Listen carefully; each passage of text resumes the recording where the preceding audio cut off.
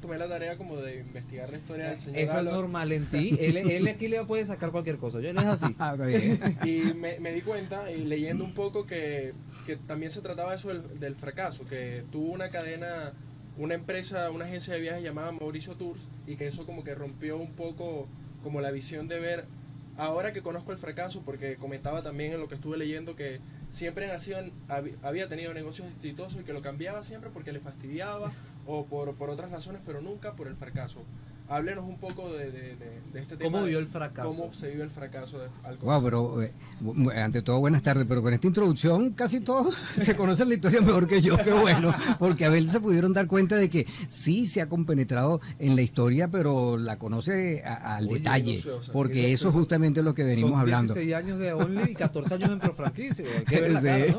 Entonces Abel en ese sentido sí está bien claro. Y sí, ciertamente, como comentas tú, hubo un momento entre todos las inversiones que se van a hacer, pues uno tiene de repente esos éxitos, esos fracasos, pero eso no ha dado pie para querer estancar o seguir o a lo mejor no avanzar, como lo acaba de decir Abel ahorita. Sí, ciertamente yo con ello lo que he tenido son aprendizajes, las caídas me han enseñado justamente eso, lo bueno, en poder nuevamente levantarse y llegar hasta a lo último que tengo ahorita, que es la franquicia, que ya son 16 años que se cumplió de ella, pero aquí yo he aprendido tanto las experiencias de los demás negocios, así como la agencia de viaje, como la televisión por cable, y para de contar todos los negocios que se van a ver en el libro cuando Abel y yo terminemos ya de ello, pero Only for Men me ha dado a mí muchísimas experiencias, muchísimas alegrías. También he tenido tristeza porque, bueno, han habido momentos en que el franquiciado, lamentándolo mucho, no ha hecho lo que debe ser cuando uno le dice como franquicia que uno tiene el conocimiento, el know-how y el know-how de hacer las cosas y hacerlas bien.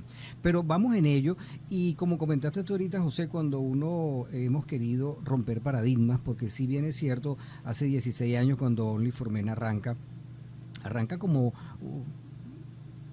como aquella necesidad que tenía yo como un buscador de los servicios en el momento, porque realmente de allí es que nace Only for Men, porque tú ibas a un lugar a cortarte el cabello, entonces tenías que saltar con el barbero, porque tú estabas con esa creencia de que el barbero que te atendía bien era el que te conocía, cuando realmente no es así, ya lo puedo decir con propiedad ahora. Anteriormente yo sí brincaba con el barbero, estaba en un sitio, se iba para el otro y yo detrás del barbero. Hasta que un buen día, sentado allí cortándome el cabello con el barbero, le hago la mención, digo, oye, pero ¿por qué aquí no me puedo hacer los otros servicios que a mí me gusta hacerme? El cuidado de las manos, el cuidado de los pies, porque realmente era lo que uno buscaba. Bueno, hablando con el barbero le comento algo donde uno solamente, que sea solo de hombres, pero que yo me pueda hacer todos los servicios, que sean los servicios estéticos que uno quiere. El barbero dice, bueno, pero es que usted sabe que el dueño no le parece, porque esto es barbería, y fíjate cómo está la barbería, y la barbería ya está un poquitico, por decir no en deterioro, pero sí decayendo, porque no veían el oficio como un negocio, sino como algo que sustentaba en el momento. ¿Eso qué fue lo que hizo? Que naciera en ese momento el anglosajón, como estábamos hablando Abel y yo el otro día, de cambiarle de solo para hombres a Only for Men. Y de ahí luego viene la experiencia ya vivida con la agencia del diseñador gráfico, cómo hacer un logo bonito, algo que llame la atención, y es donde sale el O4M. Bueno, empiezo a hacer mi estudio de mercado y me doy cuenta de que sí había un buen nicho aquí en Caracas en ese momento, porque todas las barberías estaban en esa decadencia. No estaba el barbero ocupado y preocupado por querer formar o por querer hacer algo diferente a lo que ya estaba haciendo desde hace muchos años, y que el barbero muchas veces ya estaba un poco viejito, mayor. Las barberías no tenían la nueva tecnología, y estamos hablando de hace 16 años que había bastante cambios con respecto a los barberos de los años 60, los años 50, los años 70 e incluso los 80, y se quedaron estancados, y fueron las peluquerías las que fueron cambiando y fueron evolucionando por influencia de otros países. Las barberías se quedaron allí. Eso hizo que pues se deteriorara mucho el servicio, y fue donde yo vi ese nicho cuando dije, pero aquí puede haber un cambio, vamos a ver cómo logramos de que esto sea algo diferente. Y empiezo a vengo evidentemente de trabajar en la industria petrolera, y habían otros principios, otras formas y otras estructuras, y me doy cuenta de que podía hacer unos cambios sin salir de lo que realmente el caballero quería: cortarse el cabello, hacerse las manos, cuidarse los pies, hacerse un tratamiento facial, hacerse un tratamiento corporal, bueno, pero todo en un solo lugar, no tener que ir uno paseando por todos lados. Claro. empiezo a hacer ese estudio. Sí, uno, aparte del tiempo, justamente acabas de decir palabra clave, que es lo que pasaba cuando tú llegas a la barbería hace 16 años. No. La cola. Espera, y no sabías cuándo te iban a atender. Y si te perdías un momento, te podían quitar el turno. Perdías el turno. Si era Navidad o Año Nuevo, peor. Todavía. Y eso es una de las cosas que se ha implementado acá en OnlyForMen, la cita. Y se respeta y la persona tiene su cita y a esa hora se va a atender. Entonces, bueno, no me di cuenta de que había esa necesidad y empecé a hacer ese análisis, ese estudio, a buscar el porqué, a conocer, a indagar mucho de cómo llegó el barbero a Venezuela, cómo esa inmigración después de la Segunda Guerra Mundial, por qué incluso el ícono ese del caramelo que está en todas las barberías. En todas las barberías todavía, aquí en Venezuela no se utiliza tanto, pero sí en Europa se utiliza muchísimo. Fíjese, mi ex barbero, me pasé en estos días por ahí, porque es vecino, y puso el caramelo. Ajá. Y me acordé de la historia, de esa historia que Sí. usted está contando, que usted me la contó a mí también. Yo dije, ay, me vino toda la historia y entonces recordé lo de la guerra y todo el tema que Sí, usted está ciertamente, entonces era el icono en aquel momento de que, bueno, donde tú veías ese caramelo dando vuelta azul y rojo, ya tú sabías que allí te podían, no era que solamente en ese momento era para cortarse el cabello, sino que si venías herido de la guerra, tenías cualquier momento una herida de bala en enfrentamientos o lo que fuese, allí te cosía el barbero, porque el barbero era cirujano y era sacamuela, porque también el barbero sacaba la muela. Entonces, imagínate todos esos cambios que fueron poco a poco en la evolución, pero que aquí en Venezuela los barberos no lo veían como un cambio, sino simple y llanamente como un oficio, y le decían a sus muchachos, a sus nuevas generaciones, estudien para que no sean barberos, y hacían ver como el oficio como algo denigrante, más como algo, no como algo que pudiese ser a futuro un buen emprendimiento, un buen negocio, algo que pudiese ir evolucionando.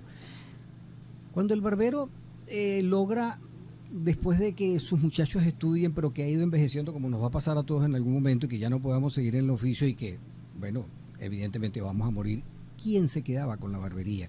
¿Quién se quedaba entonces? ¿Quién administraba y quién iba a gerenciar en ese momento? Lógicamente que el muchacho no, porque el muchacho estaba estudiando, era abogado, era médico, era profesor, cualquier profesión, pero no conocía absolutamente nada de la administración ni del oficio. Entonces, ¿qué sucedía? O cerraba, porque él decía, bueno, mira, yo no puedo hacer nada de esto, mi papá tenía, que voy a hacer, cierro. Los barberos que estaban allí se irían para otro lugar a continuar con el oficio, o alguno más arriesgado le decía, pero yo me quedo. Y esa evolución y ese traslado de el negocio del uno al otro, simple y llanamente como oficio, no como en este caso cuando nosotros decidimos entonces hacer el cambio y colocar que OnlyForMen sea ahora lo que, después de tantos análisis, estudios, emprendimiento, lograr de alguna forma que todos los servicios se prestaran en un solo lugar y lograr que el hombre tuviese preciso el tiempo exacto para hacerse el servicio. De que tú cogieses una cita y nosotros, todos los hombres aquí sabemos que, y los que nos están escuchando también, que nos gusta la puntualidad, que nuestro tiempo está agendado y que nuestro tiempo nos gusta tenerlo, disponerlo y no perderlo. Muy diferente de las damas en las peluquerías que gozan cuando se van a la peluquería. Y disculpe que lo interrumpa, pero tomo la idea además para mandar un corte musical, pero eso me comentaba el señor Michel ahí en la barbería, ahí en el recreo, mientras me estaba atendiendo. Él decía, sí, es que el tema en nosotros, los hombres, es el tiempo. Entonces, hoy viniste a hacerte esto porque es lo que puedes dentro de tu tiempo. Mientras que a lo mejor la semana que viene podrás venirte a hacer otros de los servicios que ustedes ofrecen en OnlyForMen. Entonces, yo creo que fue un estudio de mercado que además trasciende, creo que cualquier estudio de mercado, porque no solo evaluó esa transformación del paradigma, sino atacar el tema tiempo, el tema comodidad, el tema sin olor a esmalte, o sea, una serie de cosas que realmente es lo que ha permitido que la marca se mantenga por 16 años y sin saber todos los años que puedan faltar. Así que bueno, estamos conversando con Álvaro Peña en este momento sobre lo que respecta a OnlyForMen y con Abel Calvo, quien nos va a seguir hablando un poco más sobre el tema de la franquicia en Venezuela, sobre todo en este contexto que estamos viviendo. Pero usted no se desconecte de www.tnradio.com, que ya regresamos con más de historias que inspiran, caminos que conducen al éxito. Ya regresamos con historias que inspiran, caminos que conducen al éxito.